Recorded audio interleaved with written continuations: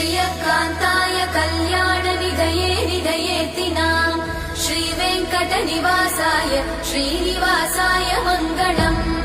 लक्ष्मी सविभ्रमालोकसुभ्रूविभ्रमचक्षुषे चक्षुषे सर्वलोकानां वेङ्कटेशाय मङ्गलम् श्रीवेङ्कटाद्रिशृङ्गाग्रमङ्गलाभरणाङ्गये मङ्गलानां निवासाय श्रीनिवासाय मङ्गलम् सर्वावयव सौन्दर्य सम्पदा सर्वचेतसां सदा सम्मोहनायास्तु वेङ्कटेशाय मङ्गलम् नित्याय निरवध्याय सत्यानन्द चिदात्मने